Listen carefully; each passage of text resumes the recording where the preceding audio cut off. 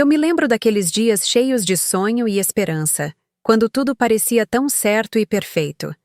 Estava loucamente apaixonada e me casaria com um homem que, aos meus olhos, era um príncipe moderno.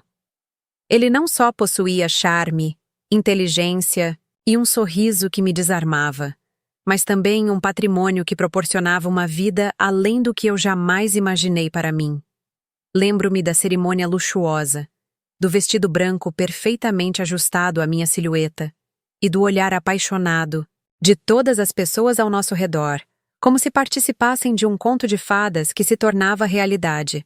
Nos primeiros meses, tudo realmente parecia um sonho. Viajávamos para destinos exóticos, jantávamos em restaurantes que só vira em revistas e morávamos em uma mansão digna de filmes.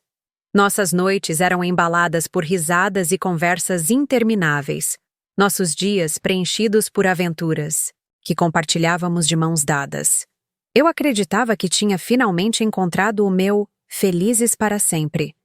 E não havia uma nuvem sequer na tela da felicidade que imaginara para nós dois. Mas, como dizem, a perfeição é uma ilusão que tende a desmoronar com o tempo. Aos poucos, pequenas rachaduras começaram a aparecer na pintura perfeita do meu casamento. Ele começou a viajar frequentemente a negócios, alegando que eram compromissos inadiáveis, e eu acreditava. Afinal, como poderia suspeitar de um homem que demonstrava tanto empenho em prover o melhor para nós? Contudo, algo me incomodava. Não era apenas a frequência das viagens, mas o modo como ele parecia se distanciar gradualmente de mim. Havia uma opacidade em seu olhar que eu nunca havia notado, e um silêncio quando antes sempre havia palavras. Eu tentei afastar as preocupações, convencendo-me de que eram apenas fruto de minhas inseguranças. Cada vez que a ansiedade balançava minha confiança, eu me esforçava para recordar as memórias felizes e os momentos de carinho. Ele me ama, eu dizia a mim mesma, varrendo as dúvidas para debaixo do tapete luxuoso que era nossa vida. Mas o tapete não era tão grande que conseguisse esconder tudo.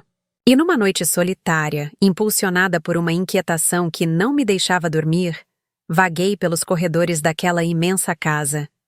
Meus passos ressoavam no silêncio, até que me deparei com uma porta trancada, uma que ele havia me instruído a nunca abrir.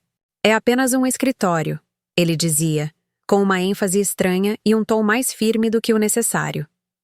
No fundo, aquela simples ordem ressoava como um alerta. Fui tomada por uma mistura de curiosidade e apreensão. Comecei a me perguntar sobre os segredos que poderiam estar escondidos além daquela porta. O que ele não queria que eu visse.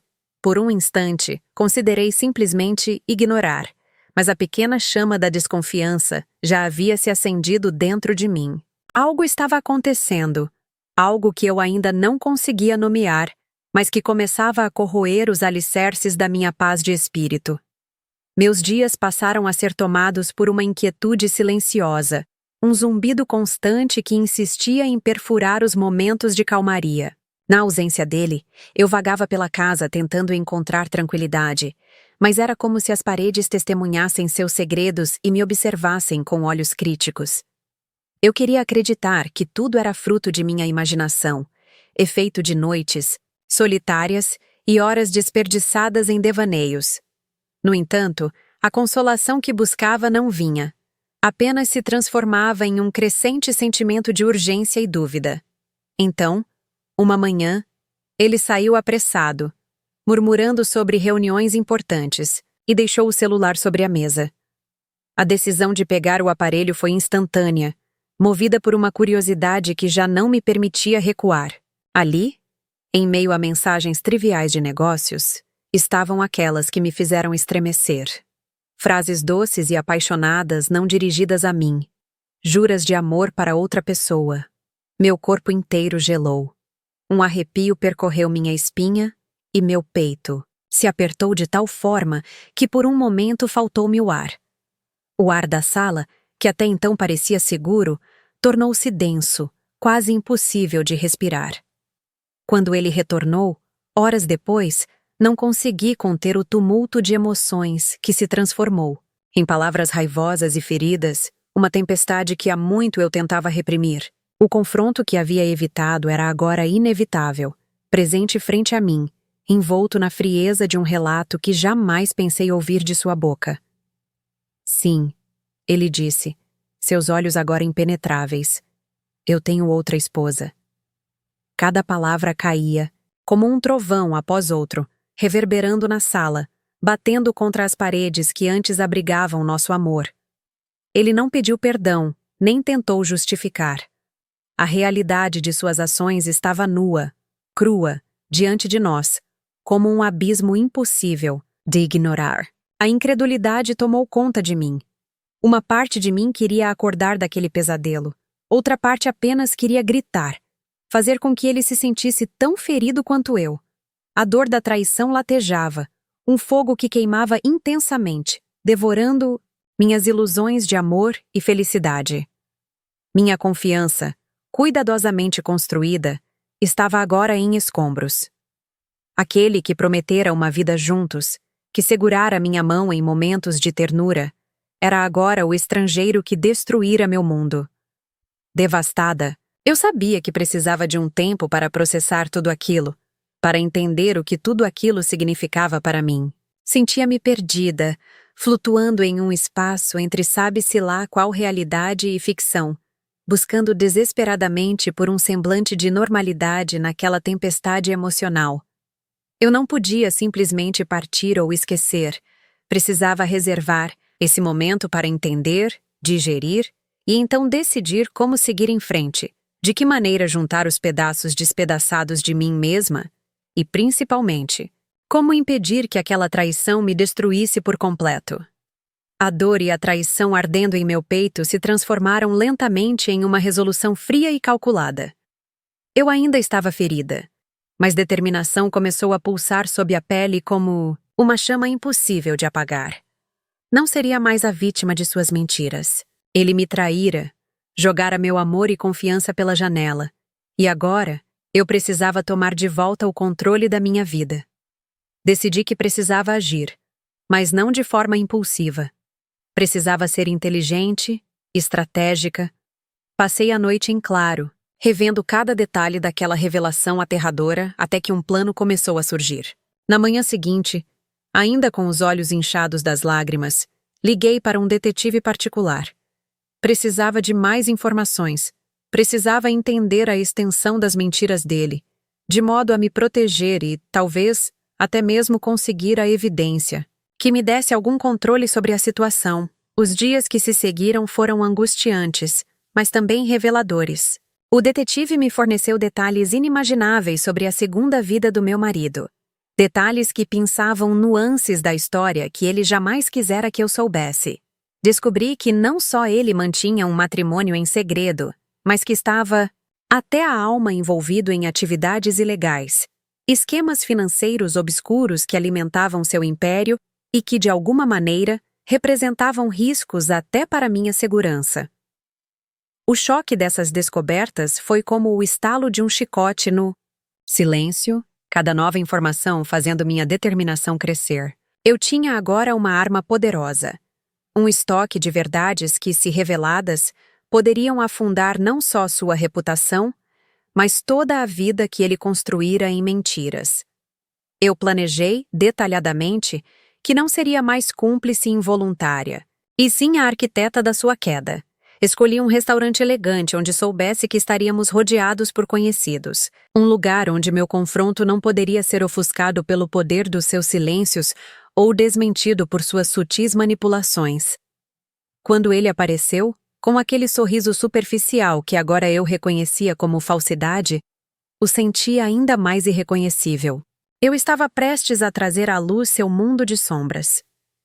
Esperei pacientemente durante o jantar, seriamente considerada a calmaria que antecede a tempestade, até que segurei sua mão, olhar fixo no dele, e comecei a falar. Contei sobre o detetive e as evidências que tinha em meu poder, minha voz inicialmente trêmula, mas ganhando firmeza à medida que a surpresa e um quê de medo pintavam a expressão dele. É verdade que você tem outra esposa, Mas isso é apenas a ponta do iceberg, não é? Minha pergunta retórica encheu o espaço entre nós. O ambiente ao nosso redor já estava em silêncio, algumas pessoas disfarçadamente atentas à nossa conversa. Continuei revelando com precisão cirúrgica os seus negócios ilegais, as visitas clandestinas, os conluios econômicos. Foi uma sensação libertadora, como se todas as correntes que ele tinha usado para me prender se dissolvessem uma a uma com cada palavra que eu pronunciava. Ele tentou me interromper, mas sua voz, desta vez, não tinha o mesmo poder de antes. Na medida em que os olhares ao nosso redor se voltavam para ele com descrença e julgamento, me senti cada vez mais forte. Eu estava reivindicando minha história, meu espaço, afiando meu caminho para uma liberdade há muito negada. Assim que terminei de expor tudo, me levantei, dei as costas para aquele olhar vazio e caminhei para fora do restaurante com a cabeça erguida, sentindo o peso das correntes finalmente soltar. Eu sabia que o que viria a seguir não seria fácil, mas a transformação já estava em curso, e eu não era mais prisioneira do mundo dele, mas novamente senhora do meu próprio destino. Descobrir suas mentiras foi como ter uma venda removida dos olhos, um despertar amargo, mas necessário. Durante o tempo em que ele achava que eu estava destruída e perdida, comecei silenciosamente a tomar medidas para garantir minha segurança e autonomia. Ele subestimou a força que roubei de suas próprias fraquezas, a resiliência que nasceu em mim diante de sua traição. Sem que ele soubesse, comecei a mover meus recursos financeiros. Com a ajuda de um advogado confiável, uma velha amiga de faculdade que há muito não via, mas que apareceu como um anjo em meio à tempestade, redirecionei ativos e investi de forma estratégica. A cada ação, uma camada de segurança a mais se adicionava ao meu escudo, tornando-me independente e livre das amarras invisíveis que ele achou que poderia manter. Finalmente, o dia em que virei a página daquele capítulo sombrio chegou. A hora de me reconectar com quem eu realmente era, um reencontro com a mulher que ele tentou obliterar sob as sombras de suas mentiras. Cada passo fora da vida que construímos juntos era um passo em direção à minha própria igreja de entendimento e aceitação, onde o amor próprio e a força interior eram as únicas doutrinas. Escolhi aceitar a dor como parte do aprendizado, e, em vez de permitir que ela me definisse, decidi usá-la como combustível para minha jornada. Reencontrei amigos antigos, reconectei-me com minha paixão esquecida por pintura, e aos poucos fui sentindo minhas asas crescerem novamente. Não, era mais a mulher que dependia de promessas vazias de amor e riqueza. Era alguém que descobriu o valor da própria companhia e das próprias escolhas. Eu aprendi a respirar livremente de novo e, a cada manhã, agradecia silenciosamente pelo dia em que a verdade veio à tona. Não era mais sobre o que ele tinha feito, mas sobre o que eu poderia fazer. Estava reescrevendo minha história, não mais incompleta, mas cheia de possibilidades. O mundo à minha frente era vasto e desconhecido, mas eu não temia mais o desconhecido. E assim, com a confiança renovada e a certeza de que jamais deixaria meus instintos serem sufocados novamente, dei início a um novo capítulo. Era a continuação de uma história de resiliência, de uma mulher que encontrou forças na adversidade, provando a si mesma que o amor mais importante era o amor por si própria. Enquanto olhava para o horizonte de minha nova vida, a mensagem de superação que levei comigo era clara. Às vezes, o amor que pensamos que nos completa é apenas uma ilusão, e a verdadeira felicidade está em saber ser completo por si só.